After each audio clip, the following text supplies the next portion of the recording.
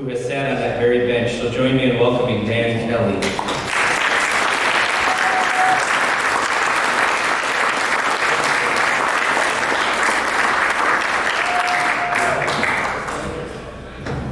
I think we can start with this. I have a tendency, I subscribe to the peripatetic school of philosophy.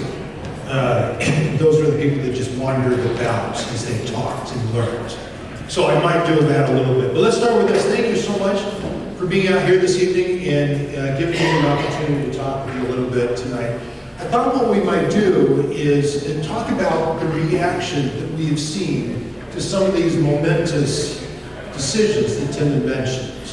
The Dobbs case, overruling 50 years of Roe v. Wade, or the case in the Wisconsin Supreme Court, Tiger, that declared that ballot harvesting is not consistent with our statutes, nor are drop boxes. And when we look at the responses to these, I think this is instructive. We shouldn't sail on past that. Let's take a moment and reflect on the kind of responses we saw to it, what that tells us about how the other side thinks about the courts and what we should do in response to that. So here's what I heard.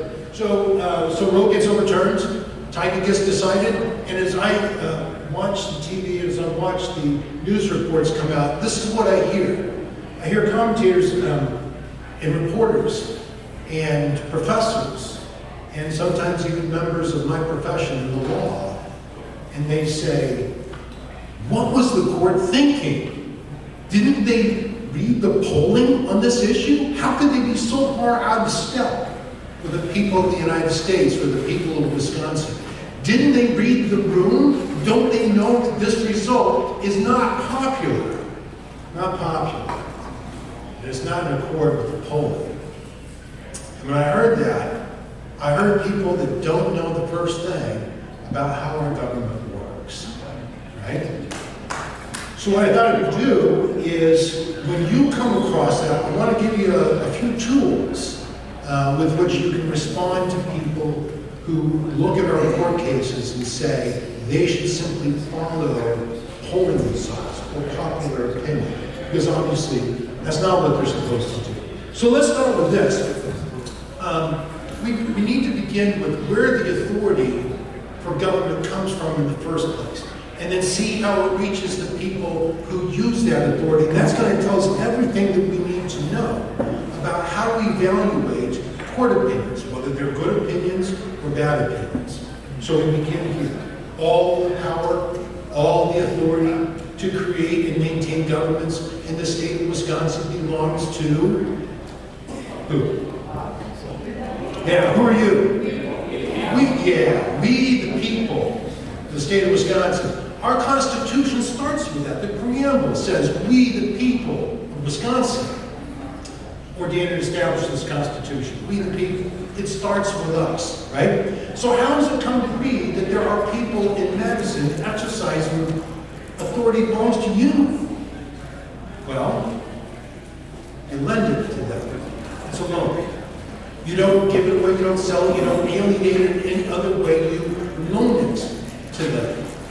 And as with all really important loans, you write out the terms. And after you get done writing out the terms of that loan, what do we call that document? We call it a constitution. That's what that document does. It documents the loan of authority from we the people to those who exercise it in government. But we don't just pick up our authority and say to those in government, here, it's all yours. You do what you think is right. That's not the way we do it. We did this thing back in 1787 when the United States Constitution was written. It was remarkable in the world, unprecedented even. This idea of dividing power between different departments of government. And so you remember from when you were in school, and you learned about the legislature and the executive and the judiciary. So we didn't say, because we did this in the state of Wisconsin too, in 1848 when we drafted our Constitution. We didn't just give the authority en masse to the government, we split it up. We said, okay, the legislature gets to do one thing, the executive another, and the judiciary the third thing. So let's look at how that gets divided up. And the way I thought of this is, in kind of an easy way of remembering it, each of the branches has a strong correlation to a separate spot on a timeline. Right? On a timeline, you have future, you have present, and you have past. So in our form of government, we say that the three branches are equal, and that is true. They are equal in dignity. That is to say that when we tell the legislature it can do something, then the other two branches don't get to do that. They're equal in dignity, but they're not equal in sense of leadership. The way our Constitution and the United States Constitution is structured, the legislature is the primary branch of government. And that is because it has responsibility for the future. Its job is to look into the indefinite future and mustering all the experience and the skill and the intelligence that they can, they have to figure out what laws will govern our actions tomorrow that will, in a way that will bring human flourishing. That's a tough job. We don't know what the future's going to bring, but that's their job, right? They look to the future. The executive looks to the present. So the executive takes what the legislature does and says, how shall I execute this today and each tomorrow as it becomes today in a way that will promote human flourishing? And that's the executive's job, right? So the legislature gets the future, executive gets the present. There's one branch left. What is it? Judiciary, and it gets the past. There we go. All right, so this is where the differentiation between the legislature and the judiciary becomes really important, especially in understanding whether the judiciary did its job well or not. So here's what the judiciary does. It performs its role in a museum of sorts, right? So just like in a real museum, when it goes into this place, it finds artifacts. So there are two types. One, they're facts. Every case that's brought to the court has a set of facts. These are things that have already occurred, things that occurred in the past. And someone says something's not right, it's not according to law, and we're going to bring that to the judiciary for a declaration of rights to resolve this dispute. And so the judiciary does its job, it walks into that museum and it finds an array of facts there. But that's not the only thing it finds. The other artifact that it finds in that museum is the law. The law as it existed when the facts occurred. Not the law as it will be, not the law that is today, but the law as it was back then, because we match up the facts and the law. And we apply the law that existed when the facts occurred, and we apply one together and we resolve that case. And here's the real key to understanding the judiciary's responsibilities. That's all it does. It just resolves cases according to law that already exists. Nobody asked the judiciary, hey, you know what, we want to know what you think the law ought to be. That is a question that nobody ever has asked in the history of our state or in the history of our country. We're not interested because why? Because that's the legislature's job. And remember I said that the branches are equal in dignity. That is, one branch is not supposed to intrude on what the other does. And so when the legislature is given the responsibility of creating the law, the judiciary has to say, well, then that's not my job. All I do is I take the work that the legislature did and I apply it to the facts that I find in that museum. Resolve it, enter your judgment, and you're done. Now here's the thing. Not everyone agrees with me on that. But this is the reason that we judge the work that the judiciary does differently than the way we judge the legislature. Right? So when the legislature passes a law, we look at that and we say, does that agree with my politics? Do I think that that's going to advance human flourishing? Or do I think it's going to detract from it? Right? But we judge the value of what the legislature did according to our politics. But what do we do when we look at what the court did? See, there are a lot of people that will look at the bottom line, the judgment of the court, and they'll compare that to their politics. And they'll say, if the court's conclusion matches my politics, that's a good opinion. But if it doesn't match, that's a bad opinion. Well, what did we just decide? We decided the judiciary has nothing to do with making the law. On whether the law is wise or prudent or will advance human flourishing, that's nothing about what the court does. So we judge the court's work differently. We say, did it follow the law? Right? And if it followed the law, but reached a conclusion that is contrary to our politics, we still say, that's a good decision. The court followed the law. Right? And so, let's go back to our reporter and the commentators, and the professors, and the members of the legal profession, when they looked at the Dobbs case, overruling Roe. And we look at the Tigan case, in which the Supreme Court said no more drop boxes, no more ballot harvesting. And the left says, horrible decisions. But if you scratch down below that, were they looking at whether the courts followed the law? They weren't. They were just comparing the court's conclusion to their politics. And they're saying because it doesn't agree with our politics, it's a bad decision. What they're telling you is that they want the court to engage in politics. They want the court to usurp what the legislature is supposed to do. All right, now this is something that we can infer from what they say. And you know what? It's not necessary to even infer it. See, they're not being coy about what they want to do with the courts. And in fact, they're publishing their plan for the state of Wisconsin in the New York Times. So I want to read you a couple of excerpts of what they're writing. So I read the New York Times, so you don't have to. Because, you're welcome. All right, so there was an article a few days ago, and the article has discussed the governor's race coming up in November, and then the Supreme Court race coming up in April. Here's what they said.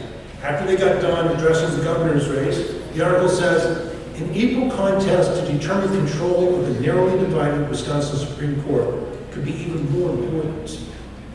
Electing a liberal justice to replace the retired conservative, Justice Pat Romanzak, would give Wisconsin Democrats an opportunity to enact a host of measures that currently have no shot at passing in the Republican-led legislature. Listen to how they talk about this. Enact a host of measures that they can't get through the legislature. Does that sound like the work of a court or a legislature? It's definitely the work of the legislature. But they're saying, this is great. We win that seat, we can do our politics and our policy in the court as opposed to the legislature. It goes on. It says, Wisconsin Democrats are already envisioning, if they win the election in April and take a 4-3 majority, a political transformation of the state through the courts. And then it follows up with this. A quote from Kelvin Royce, who you know is a Democratic state senator from Madison. And Senator Royce says this, in terms of the ability to change Wisconsin in 2 years, this could be an utterly different state. So they're not hiding it anymore. So what does that mean for November and for April? They're telling you that they're not terribly interested in the Evers race. Think about it this way. If Evers wins re-election, what can they get out of that? What can they get? You've still got a Republican legislature and you've got Evers. It's the same setup as today. What can they get out of that? And the answer is, they can't get anything they want out of that. But what can they get if they win in April and the Supreme Court becomes 4-3 activist? Well, the answer to that is they can get everything they want. Everything. Repeal of Act 10, repeal of photo ID, a new redistricting map, repeal of prevailing wage legislation. Everything is all on the table. And they look at that and they say, that's our win. Because even if Tim Michaels wins in November, the Supreme Court can knock down every single thing that he can do. And that is the end of the road for those ideas. The Supreme Court has the last word. So I appreciate Eric mentioning the April election and its importance. And I think now you can see the importance of that election. They have a completely different way of looking at the role and the function of the court. They see it as a second legislature, but not second in importance. They see that as primary importance, above the actual legislature. Because once the legislature does its thing and the governor signs off on it, the court can just say no. Now, from my perspective, that's a usurpation of the legislature's authority, and it is a violation of the Constitution. And it is stealing the authority that you loan to the legislature and taking it for their own. But they're not going to let that stop them. How do we know? Well, I don't know if you saw this. Recently, just down in North Carolina, 4-3 activist Supreme Court. People of North Carolina amended their constitution, and those amendments came to the Supreme Court of North Carolina on a challenge. And the Supreme Court said, well, you know, the legislature was unconstitutionally gerrymandered when it approved of the resolution sending the questions to the public to decide whether they wanted to amend their constitution. And the people of North Carolina overwhelmingly assented to those amendments to their constitution. And the North Carolina Supreme Court said, no, you may not amend your constitution unless we say you can amend your constitution. And because the Supreme Court in North Carolina did not agree with the amendments, they struck them down.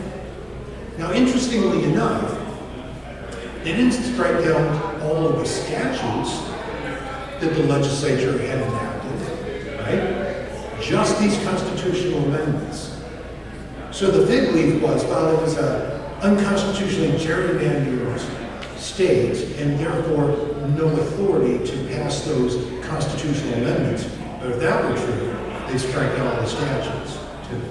They'll always look for a fig leaf. But the bottom line is, they usurp the authority of the people of North Carolina, even in their attempt to amend their own constitution.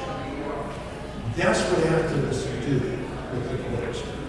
And in that article in the New York Times, they're telling us that they're coming for Wisconsin, and they want to do the same thing here.